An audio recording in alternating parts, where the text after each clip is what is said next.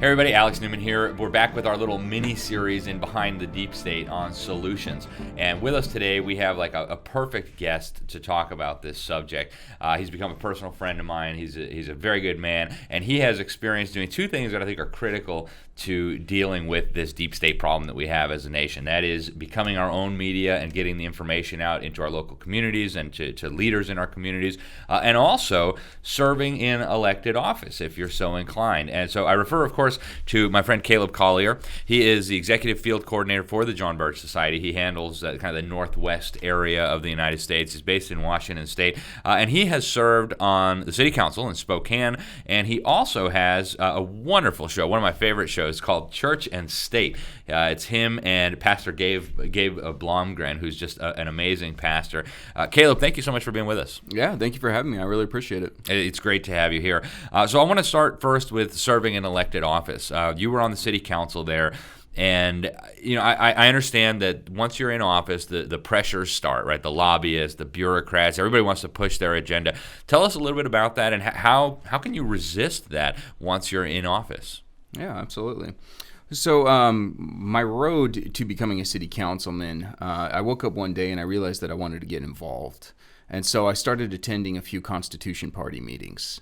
And say what you will about the Constitution Party, their platform is phenomenal. Yeah. Through that, I sat through a couple of meetings, and then I announced, I wouldn't mind, getting involved here, running for office or something. They scooped me up immediately. They introduced me to the county treasurer.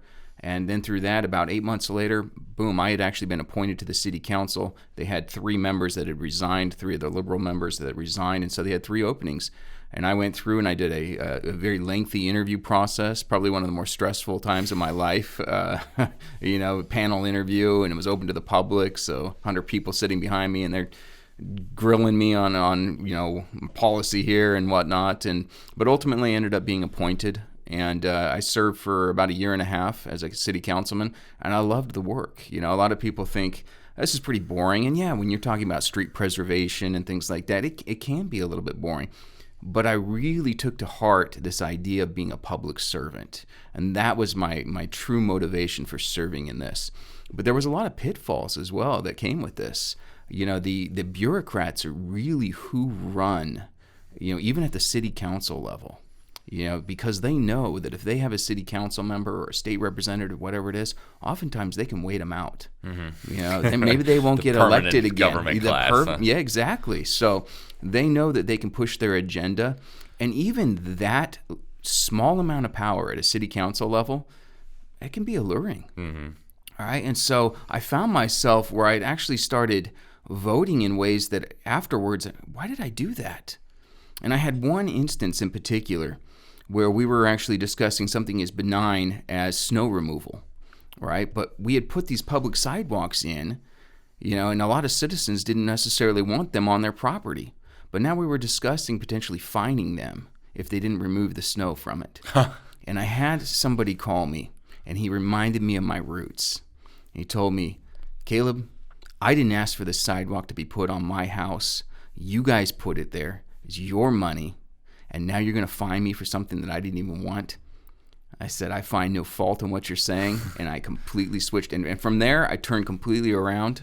And not that I'd really gone off the deep end, but... You didn't join the Council on Foreign Relations exactly. or anything. But yeah, it really was that check in the spirit for me, and I became a better city council member.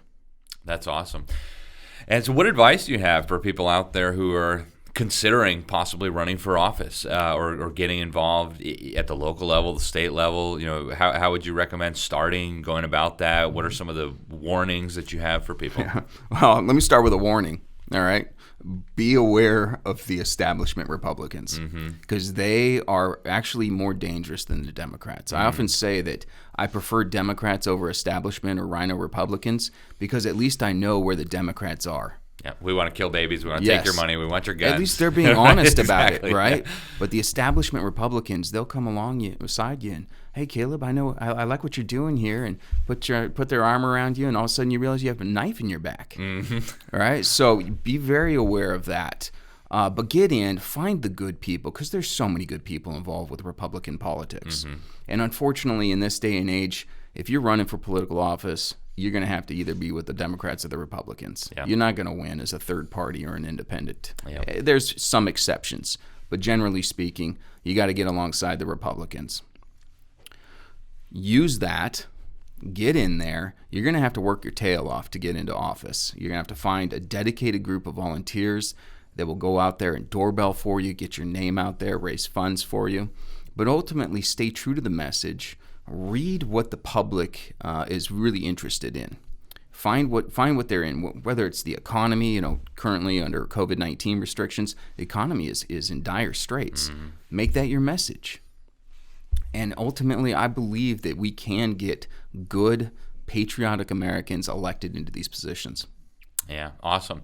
And, we're the part of the country that you come from, there are a lot of wonderful patriots there. I've been there several times with you, and we had some great people there. Representative Matt Shea was just kind of a superstar of who's the now movement. Pastor Matt Shea. Who's now a pastor. I know, that's wonderful.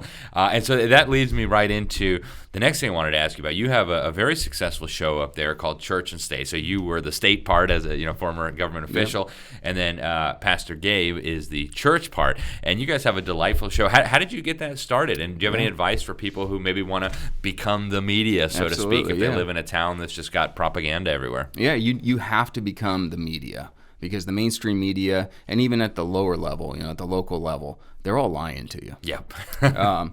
But yeah, it's an interesting story. When I got involved in politics, I knew that this was God's calling on my life. I felt it. And so when I ended up losing my seat, I was actually replaced by a progressive Democrat that was hiding as a Republican. Oh, wow. Very common story, right? I was devastated, to be quite honest. God, I know you put me here. Why'd you remove me from office? But through that, almost immediately, I was given the opportunity to start radio. And so I partnered with my best friend, Pastor Gabe, and we came up with this idea of Church and State. He's covering church, I'm covering state. And we're addressing, biblical issues, Birch Society issues, current events, things like that. And the show has really grown in popularity. Just through the radio, we have a projected audience of 2.5 million people. Wow. We're now doing YouTube and Facebook and podcasts. We're on Spotify. We're on Anchor, iHeartRadio. So yeah, it's afforded us this opportunity to really encourage Christians and patriots to get involved in the system, because too often you find that Christians, they have this belief either that they want to stay out of politics is dirty, why muddy up the church with that, or this, in my opinion, erroneous belief of Romans 13 that we're always supposed to submit to the governing authorities. All right, so if we can encourage citizens throughout our areas to get involved in the system, we can really see some incredible change. Yeah, and so how did you guys go about creating this show? Say I'm a guy in a town in Tennessee, and I want to start some sort of operation to start educating my community, my state, my elected officials. Where would I start? Yeah, so most local radio stations are actually looking for people. There's not enough content out there, and if you go on a lot of these local radio stations, they're bringing on anybody who's got a little bit of money, right? And so sometimes you'll turn it on and it's a chiropractor talking about his business for 30 minutes, and it's a daily show. Like how often can you talk about getting your back cracked, right? Not to take away from it, no. But you've got to have that interesting content, otherwise you're going to lose your audience. Mm-hmm. What you can actually do is get involved with your church. Find a few people that are willing to just sponsor you for just a little bit. Sometimes there's a business owner that'll pay a little bit of money. But the reality is, I only am paying $1,000 a month to have a radio show on, with 2.5 million people. That's not a lot of money to actually raise. Now, Gabe and I have put a lot more, blood, sweat, and tears and our own money into this as well to try to grow it. But you can get on the radio for not pennies on the dollar, to be quite honest. That's awesome. And we've only got about 30 seconds left, Caleb, but what are some final words of wisdom? What can somebody who's new to this, really they're upset with the deep state, they love their country, they love God, they want to do something, where do you start?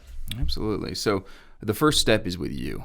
There was a time in my life where I used to say that I watched the world with detached amusement. Now, how pathetic is that? Okay. Right? I really believe that. That's a pathetic mindset. But the vast majority of people, we're entertained by the bread and circus All right, we're watching our football. We're watching the Kardashians, and don't watch the Kardashians, please. but that's the truth, right?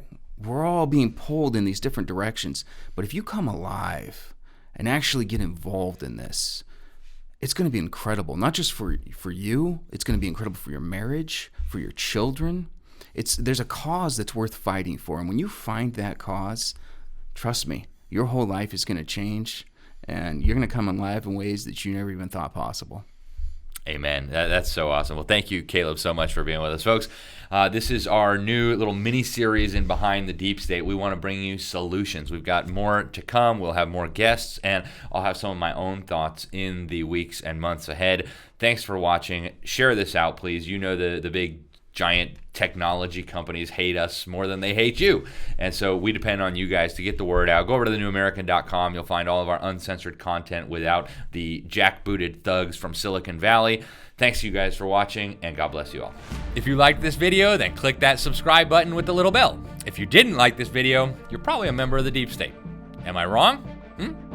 Prove it. Hit the subscribe button. Just kidding. Thanks again, folks. God bless.